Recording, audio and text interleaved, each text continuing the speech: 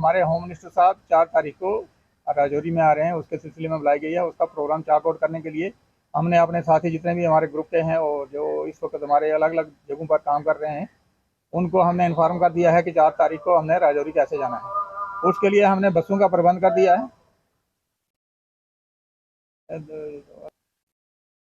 उसके लिए हमने बसों का जो है बंदोबस्त कर दिया है। जलास के बस स्टैंड पे जो जलास से बंदे जाने वाले होंगे, पहले तो सबसे मेरी गुजारिश है जिनके पास अपनी अपनी गाड़ी है वो अपनी गाड़ी में सब बंदे जो हैं, एक ड्राइवर को छोड़कर, चलाने वाले को छोड़कर 5 बंदे जो है वो साथ बिठाएंगे। जहाँ जहाँ से जो बंदा भी निकलेगा अपने साथ 5 बंदों को लेगा जिसके पास अपनी गाड़ी है। ये मेरी हम्बल सबमिशन है हमारी पहाड़ी वेलफेयर फोरम JNK की तरफ से कि जो भी लोग अपनी गाड़ी, पर्सनल गाड़ी लेके जाएंगे, अपनी गाड़ी में 5 लोगों को बिठाएंगे। उसके अलावा हमारे भाई जिनके पास अपनी गाड़ियाँ नहीं है, वो जो जहाँ जहाँ पर भी रहते हैं उनके यहाँ पर बस स्टैंड है। जैसे जलास के लोग हैं, जलास के बस स्टैंड पर हमारी बस आ जाएगी, वो जो उस बस में बैठेंगे। मंगनाड़ के लोग जहाँ पर बस स्टैंड है वहाँ से आ जाएंगे। इसी तरह बेंच के चौक में, खनेतर वाले खनेतर चौक में, कलाई वाले कलाई ब्रिज के पास, चंडक वाले चंडक चौक में आ जाएंगे, डिंगला वाले डिंगला चौक में, और गालिब साहब वाले जो है वो बावली पर आ जाएंगे। इसी तरह हमारे जो बंड चेचियाँ के भाई हैं, बंड चेचियाँ बस स्टैंड पे आ जाएंगे। बाकी जो हमारे पूंछ से साथी जाना चाहते हैं दिगवार से, दिगवार की बस स्टैंड पे आ जाएंगे। और आजोड़ वाले जो हैं आजोड़ में रहे वहाँ पर उनको गाड़ी मिलेगी। इसी तरह बाकी साथी हमारे जो गुलपुर से और खड़ी करमाड़ा से आना चाहते हैं, हमारी एक गाड़ी खड़ी करमाड़ा के बस स्टैंड पे लग जाएगी, वो वहाँ से बैठे हैं। और सुबह 7 बजे का टाइम है, यहाँ से सुबह 7 बजे निकलना है। हमारा ड्रेस कोड जो है वो है सलवार कमीज और कुर्ता पजामा, और साथ में पगड़ी जो होगी। वो सारे साथी हमारे जो है वो ट्रेडिशनल पहाड़ी ड्रेस जिसको कहते हैं, हमारा पहाड़ियों का जो पुराना ड्रेस हमारे जो बुजुर्ग जो पहना करते थे, वही ड्रेस हम पहन के उस रैली में शामिल होने के लिए जाएंगे। एक चीज़ मैं आपको बताता चलूँ कि हमारी हिंदुस्तान गवर्नमेंट है, जो पिछले दिनों से आपने देखा जब हम आर्टिकल 370 को इन्होंने ख़त्म किया, तो उस वक्त कोई सोच भी नहीं सकता था इंडिया के अंदर, क्या फॉरेन कंट्रीज के अंदर भी कोई आदमी सोच नहीं सकता कि दफ़ा 370 जो है वो खत्म हो जाएगा। लेकिन आज जो उन्होंने कहा था, उनके एजेंडे में ये बात थी, उन्होंने खत्म करके दिखाया। दुनिया देखती रह गई, दफ़ा 370 खत्म हो गया। बहुत से लोग ये बातें कह रहे थे कि दफ़ा 370 खत्म हो जाएगा, खून की नदियाँ बह जाएंगी। खून की नदियाँ क्या, यहाँ पर कुछ भी नहीं हुआ। एक चिड़ी भी जो है वो, एक कौवा भी जो है श्रीनगर के अंदर नहीं मरा। जो लोग ये दावा करते थे कि यहाँ पर श्रीनगर के अंदर जो है खून की नदियाँ बह जाएंगी, ऐसा कुछ नहीं हुआ।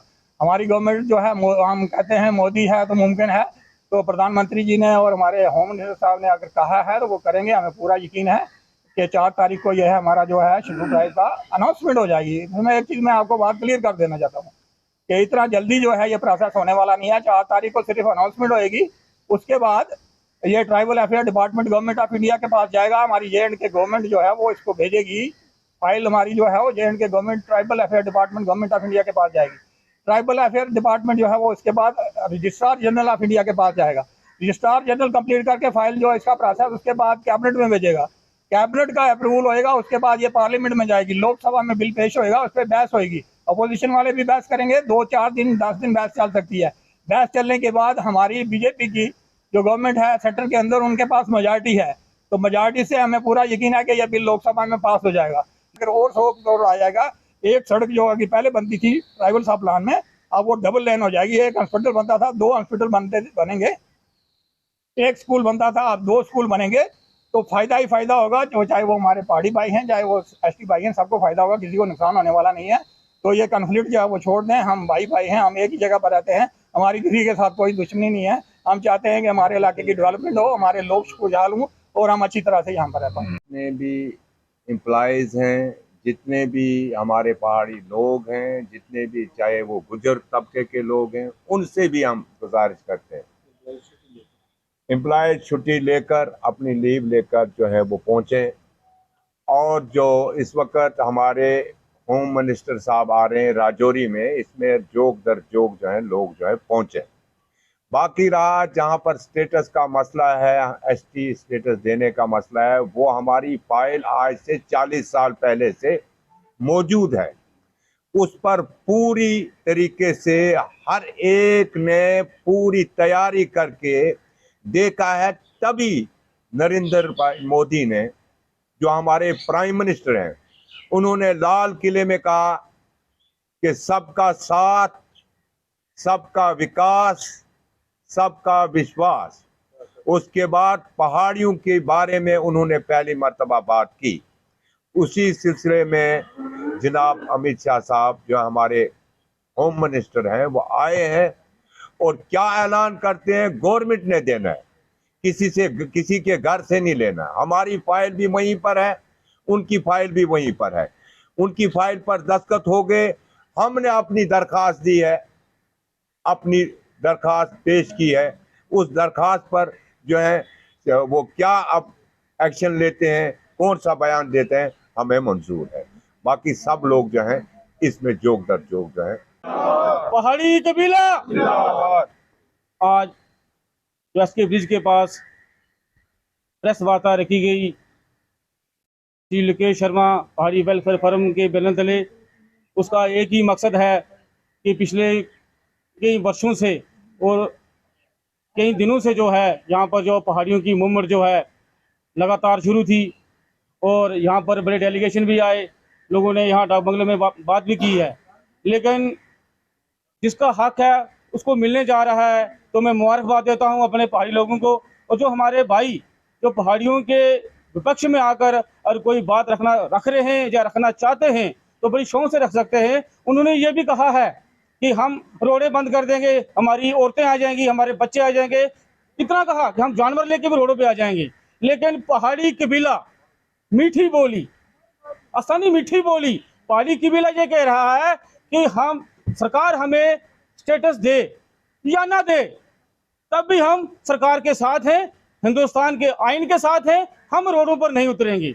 हमारी पहाड़ियों की वजह से कोई भी जो है शख्स या कोई भी कम्युनिटी किसी को प्रॉब्लम ना हो। यह है पहाड़ियों की ताकत, यह है पहाड़ियों की पहचान, जो कि सेंट्रल गवर्नमेंट ने 40 साल नहीं पहचान पाई, लेकिन मोदी गवर्नमेंट ने पहाड़ियों को देखा, टटोला, जाना और पहचाना कि पहाड़ी क्या है और पहाड़ी क्या मांग रहे हैं। ये हमारी बुजुर्गों की मांग थी, आज हमारी नई पीढ़ी के लिए अगर हमें सरकार दे रही है तो हम सरकार को मुबारकबाद देते हैं, ना दे तब भी हम सरकार को मुबारकबाद देते हैं। क्यों कि और कोई और हमारा भाई कह रहा है कि हमें हिंदुस्तान के लिए ये किया है, भारतवर्ष के लिए ये किया है, तो मैं समझता हूँ कि हिंदुस्तान के भी रहने वाले 125 करोड़ आबादी जो है वो देश के लिए काम कर रही है, ना कि दूसरे देश के लिए काम कर रही है। हाँ, दूसरे देश में जरूर जा रहे हैं, अपनी देश की बदौलत अपनी कमाई हुई कमाई पर जा रहे हैं, ऐसा कुछ नहीं है। और मैं बता देना चाहता हूँ और मैं समझता भी हूँ, सब समझ रहे हैं कि जो हमारे लीडर यहाँ पर, जो हमारे भाई हैं, जो कल बोल रहे थे, परसों बोल रहे थे कि हमारा हक कोई ना ले,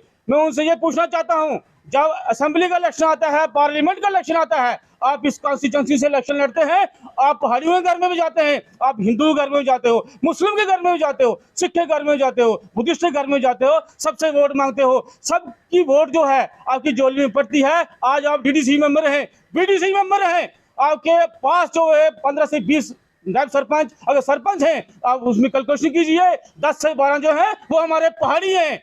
अब उनके दिलों पे क्या बितरी होगी कि हमारा समर्थन उनके पास है और सरकार हमें दे रही है, तो मैं समझता हूँ किसी को कोई प्रॉब्लम नहीं होनी चाहिए। आज हमारी बहन बोल रही थी हम ये करेंगे, हम वो करेंगे, पैसा सबके पास है लेकिन दिल भी होना चाहिए।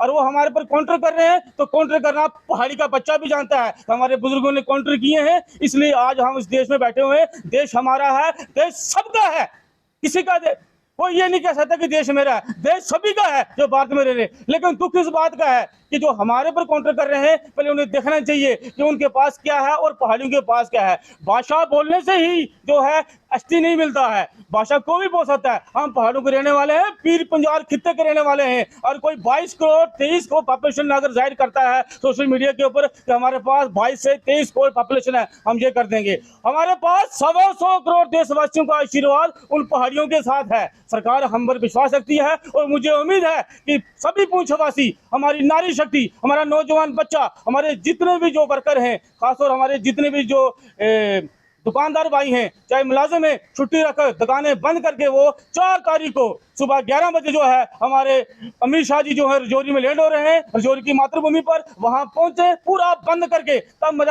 तब पर चले सरकार को कि पहाड़ियों की ताकत क्या है। और जो हमारे भाई हैं उनको पता चले पहाड़ियों की ताकत क्या है। और मैं मीडिया का शुक्रगुजार करता हूं जिन्होंने पहाड़ी के मुद्दे को उठाया है और पूरे देश के बीच क्या हलचल मची हुई है। और अगर पहाड़ियों को 4 तारीख को अगर पहाड़ियों को हक मिलता है तो उसका सबसे पहले क्रेडिट जो जाता है मीडिया पर्सन को जाता है, चाहे वो लोकल मीडिया चैनल हो, चाहे वो नेशनल मीडिया चैनल हो, क्योंकि मीडिया जो है हर जगह पहुंचकर जो हमारी बात को हाईलाइट करती है। मैं मीडिया चैनल का धन्यवाद करता हूँ। जय हिंद, जय भारत, जय पूंछ पहाड़ी।